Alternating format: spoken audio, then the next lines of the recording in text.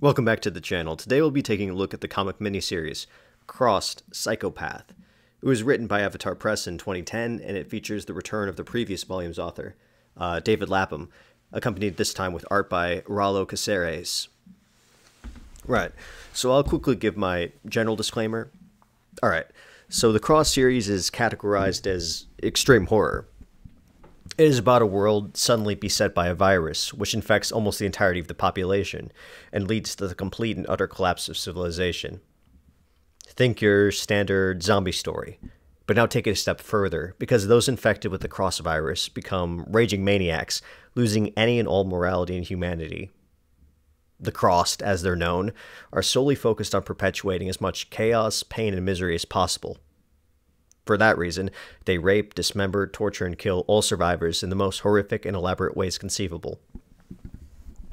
And all this is fully depicted within the pages of the book, raw and uncensored. For that reason, the Crossed comic book series is controversial, and it pushes the limit of what I can actually show on YouTube. Oh, by the way, while Crossed Psychopath is the third volume in the series, you don't actually need to know the plots of the previous entries to watch or read this. Each of them are completely separate and disconnected from one another, outside of taking place in the same world. I'll begin by explaining the specific premise of Psychopath, so if you don't want spoilers for the first half of the book, skip to the analysis/review portion. Okay, meet Harold Lore. Harold Lore is a psychopath. He is a very depraved and manipulative man, and he so happens to be our unreliable narrator. Harold makes recounting the story a little difficult, as it is told in a fragmented and non-linear way. His backstory and motives are revealed over the course of the book, and the narrative is interspersed with dream sequences and delusional episodes. But our story proper opens with a group of 4 survivors observing through binoculars a pack of Crossed fucking a vulture. I guess that's one way to set the tone. They then witness the Crossed rip the poor animal's head off before mutilating one another. The names and identities of our 4 survivors are thus. There is Rick, the leader of the group, his girlfriend Claire, who used to be a park ranger. Then there is Darwin, the moody former medical student. And finally, there is Amanda, who also used to be a med student. Amanda and Darwin knew each other before the outbreak, and they used to be together, but now no longer are, even though Darwin still loves her. As the 4 walk around, Amanda hears a sound from within a rock crevice. It is Harold, who just woke up from one of his schizo dreams yelling. It turns out he fell in there 6 days before and has a broken leg. The survivors pull him up and put him into a makeshift cast. Amanda's really kind to Harold and tries to make him feel comfortable. Meanwhile, the rest of the crew breaks away and debates leaving him behind due to his busted leg. Amanda overhears this and won't stand for it. She argues that if they don't help others in need, they lose their humanity and become no better than the Crossed. Suddenly, Harold interjects, claiming to have valuable information to offer. They all sit around him as he begins to spin this tale about a place he knows about, called the Mission. Harold states that a couple of months ago he encountered a heavily armed caravan of military men combing the country for doctors, scientists, and researchers. Allegedly, they told Harold they were making a cure at a location in New Jersey named The Mission. I think our characters are in Colorado, by the way. Anyway, Harold then professes to have strong tracking skills and offers to guide them to this supposed mission. He also has an acute sense of hearing, which he demonstrates to the group by hearing Cross nearby way before the others do.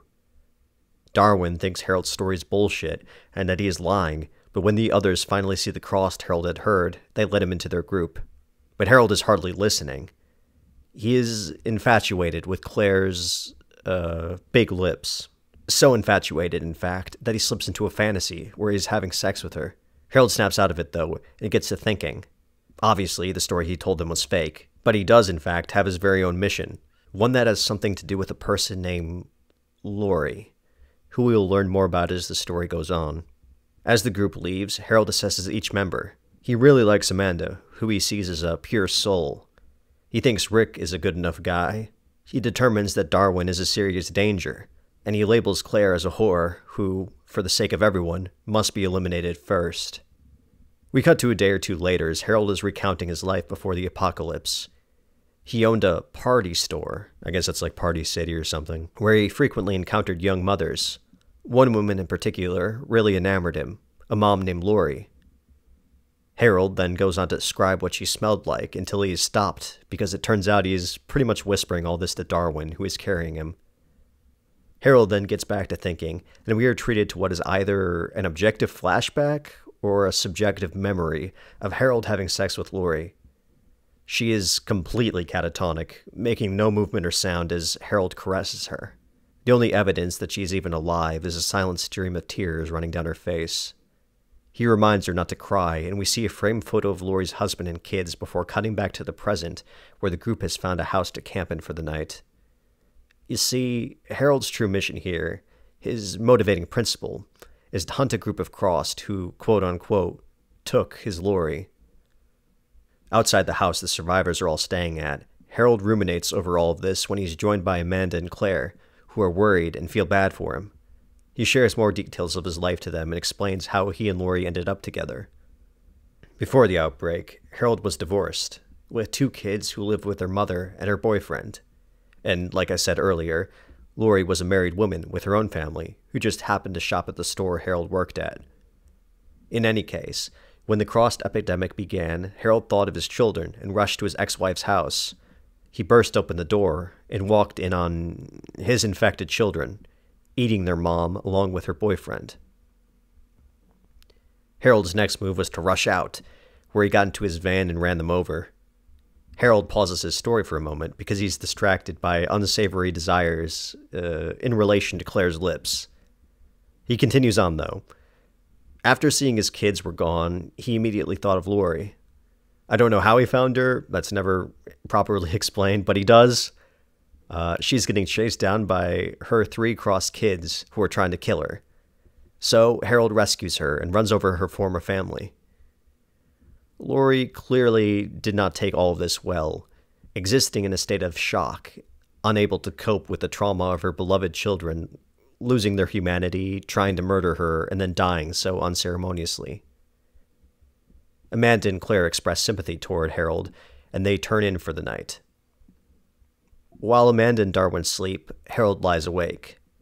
He hears Rick and Claire engaged in sexual activity upstairs and mulls over how to get Claire and Darwin alone so that he may kill them. Luckily for him, he hears very faintly the unmistakable sound of Crossed somewhere in the nearby town. The next morning, Harold tells the group that the best and fastest way to catch up to the military team would be to cut through the remnants of a town as opposed to going around it. But remember, there is no military and there is no cure. However, Harold knows that guiding them through the town will put them into contact with the Crossed. And so the group embarks into what appears to be a ghost town, with Darwin carrying Harold once more. Harold knows the Crossed can't be too far behind them, because he purposely left a trail for them to follow, just has to wait for them to arrive. So he stalls by telling Darwin he really needs to use the restroom, or else he will have an emergency. Harold winds up wasting 20 minutes pretending to go to the bathroom before his enhanced hearing picks up little crashing sounds in the distance. The game's afoot. Next, Harold separates the group by convincing Amanda and Rick to quickly go to a pharmacy he sees for medicine and supplies. Once the 2 are far enough away, he gives them the signal that he hears Crossed, which means the 2 subgroups get into the nearest building to hunker down and hide. So Amanda and Rick take cover in the pharmacy, and Harold, Darwin, and Claire go into the basement of a tuxedo rental place. The Crossed arrive and start randomly destroying things, not aware of where the survivors actually are. Harold can hardly contain his excitement. He tells Darwin to put him down by the stairs, which are a little distance away from Claire, who is looking out the basement window. When they're far enough away, Harold tells Darwin that the Crossed could be raping Amanda right now for all they know, before stabbing him through the neck with a shard of glass. As Darwin lays dying, Harold gets down and whispers in his ear that Amanda let him have sex with her. It isn't true, but Harold knew Darwin truly loved her, and wanted the last thing he heard to hurt. Then Harold drags himself across the floor as quick as he can, back to where Claire was by the window. When he gets into close proximity to her, Harold attacks Claire. He offers her a choice. Either lie still and be quiet as he rapes her, or go ahead and make a sound which will alert the Crossed right outside their location. Claire submits to him. After Harold is done, he berates her, calling her a whore and telling her to say that she liked it. Then Harold knocks her out and rapes her again. When Claire wakes up, she is tied up and Harold admits to her that he realized that she actually wasn't a whore, and that he now knows that the designation was just an excuse to justify his actions. Harold intends to make it up to Claire, though. He says that she can have sex with a better-looking man. Harold then holds up Darwin's cut-off face, which he then puts on. Claire manages to fight back, but ultimately, Harold gets the upper hand on her and starts wailing on her with a plank of wood. I'm going to go ahead and let you read his internal dialogue for yourself, because I'm not saying that shit.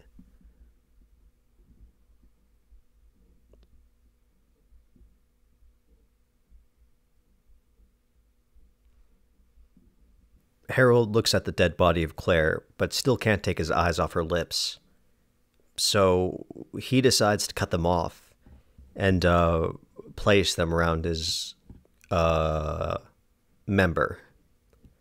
This satisfies him, so to speak, and he sits back with a smile on his face, contented. And that is the first 3 issues of Cross Psychopath. There are 4 more issues in the miniseries if you're interested, I guess, but let's now move into the review analysis portion of the video. Right, so I'll begin with some light commentary on the art. As I said, it was done by Raúlo Cáceres. It is noticeably different than the original Jason Burrows type of art, but fits well with the broader Avatar Press art style. That is to say, specialists in blood and gore. Though I will say, and maybe it was intentional, that Cáceres almost has 2 different art styles. His figures and people look neat and grounded in normal situations, but when there's great violence, the depictions become more surreal and fantastical than normal. Sometimes I even have trouble being able to tell what I'm looking at. And that makes the art kind of lose some of its impact to me, but that in no way makes it bad. To give Cáceres props, though, I think he's pretty clever when it comes to panel composition, such as in the images I just showed you, for instance, or like when he used the stairs to frame the panels during the death of Darwin. But enough with all that, let's talk about the writing. Okay, so obviously Cross Psychopath is pretty extreme. Like the last Cross review I did, I found an interview with David Lapham, the author, this time with Comic Book Resources, of which I will relay the pertinent info. So, in the interview, Lapham shares his thesis on Harold Lore as a character. The world has changed, and Lore realizes that the old rules no longer apply. The Crossed are ruled by instinct and evil. Lore realizes that he, too, can just let his id go, and for the most part, it serves him well. He survived despite being a poor physical specimen. But it's caused him problems, too. Problems he needs his new friends to help him out of. I suppose Lapham is saying that men like Lore are able to be their true selves in a world like the Crossed. A gray world with no grand imperative other than survival. And that's just the thing. A man like Lore, you know, an unhinged, manipulative, and psychotic man, not only survived where most others perished, but he almost flourishes. In any case, the interviewer asks Lapham how the reader will sympathize with Harold, what the reader will like about him. Lapham replies that, "It's not that I'm trying to make these people likable. I'm just trying to show them in many facets. I think people mistake likable to mean he saves puppies or she does charity work, but likable to me means interesting. Do I want to keep coming back and see what this guy's about, see what he's going to do? Then, in the course of showing these people, we also see that they're not so different than we are. Okay, Lore does some not-so-nice and, in fact, completely vile things, but in another moment he's charming, telling a funny story. Or sometimes, the Crossed are around and he's scared shitless, just like you or I would be. He's trying to survive, the same as us." A revealing answer that gives a look into why Lapham's character is the way he is. Well, for starters, it appears that there is a narrative consideration. I mean, right? He wants the reader to keep reading, and what better way to do that than to make Harold Lore, quote-unquote, interesting? But not only that, it seems that Lapham wants us to know that despite how abjectly vile a creature a person like Lore is, they're not 100% alien. Disturbingly, we are able to identify with Harold to some limited extent because we are similar to some limited extent. Human recognizes human, in other words. Speaking of human, this is as good as any place to segue into the next portion of my review, hereby known only as the Autistic Philosophy Yap section. Alright, so where to begin? Well, lately I have found myself somewhat ironically asking the question, what does it mean to be human? And it seems the fucking cross psychopath has become my conduit for inquiry. Right, so bear with me here for a second. I began asking questions about the difference between a psychopath like Harold and the crossed. Are they the same in their inhumanness? Then I came upon a deeper issue, which I will illustrate for you. Consider for a moment Fido the dog here. Let's say that one day he's playing outside and he gets bit by a bat and contracts rabies. Pretty not epic, right? Okay, let's say that because of the rabies disease, Fido starts attacking people and has to be put down immediately. Wait a minute. This is basically the plot of Cujo, isn't it? Whatever, okay. Anyway, we would probably say that the dog was no longer the being Fido because it lost its identity. But we would not say that Fido lost his dogness. Now, let's look at the crossed. They are people who are also infected with the disease, namely the cross virus, which causes them to lose all morality and higher order rationality, becoming nothing more than animalistic murder and rape machines. And within the confines of the story, and likely in common parlance, we would say that the crossed have lost their humanity. That is to say, they lost both their identity and their humanness. I hope you can see, when contrasted with the language around Fido, the ambiguity here.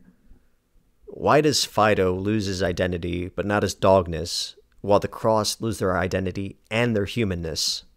And so I debated this question with myself, and then with Chatbot at like midnight until I reached a final deliberation.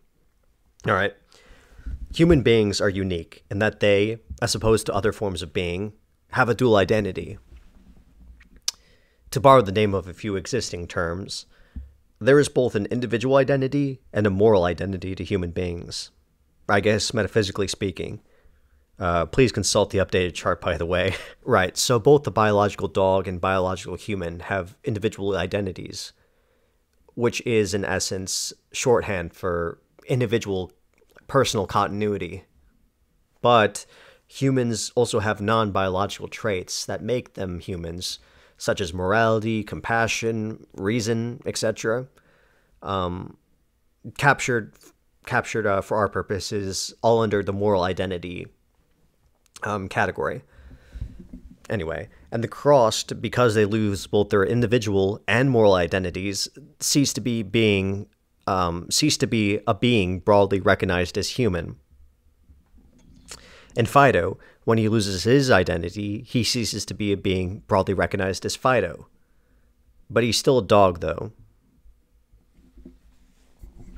So the crossed are not metaphysical humans because they lack both necessarily human traits like morality, and they also lack a single coherent identity due to the virus warping who they were. And so, what's the deal with Harold Lore? Why is he still considered a human, even though his actions, motivations, and behavior are functionally identical to the crossed? Well, it appears that although Harold lacks the moral identity of the human being, he still maintains the individual identity of the human being. And I guess that is sufficient to remain of the being broadly constituted as human. Some may argue alternatively that differences between the crossed and Harold, the difference between them is that Harold chooses to act the way he does, deliberately, whereas the crossed are merely instinctual and have no real choice in the matter. But I raise you the following question. Okay, if Harold Lore is truly a psychopath by virtue of genetics or environment or both, how much choice does he actually have in regard to his own predisposition and actions? If that is truly his nature, did he ever really have a choice? And that is well and truly a really complicated question to answer, because it dips deep into free will and sociobiological debates that are nowhere near settled.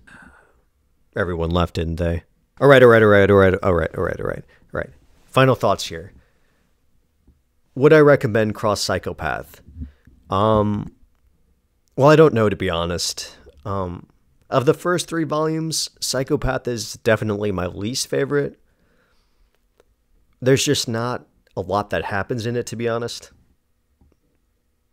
The author's choice to make the main character a deranged psychopath, one who we follow the internal thoughts and delusions of, is kind of avant-garde for a comic book, I guess. That sort of thing has long existed in literature, but it rarely is seen in the comic medium. So that's kind of interesting, I guess. Okay, this video is actually disgustingly long. I need to wrap this up pronto. If you're still here, I want to extend my warmest gratitude toward you for taking the time out of your day to join me in dissecting this wild piece of content. What do you think of Cross Psychopath? Would you just call it edgy or shock value and leave it there and move on? Make sure to leave your thoughts in the comments section. And that about does it. If you like this content, consider subscribing here into my main channel. Alright, thank you for watching. I hope you have a good one.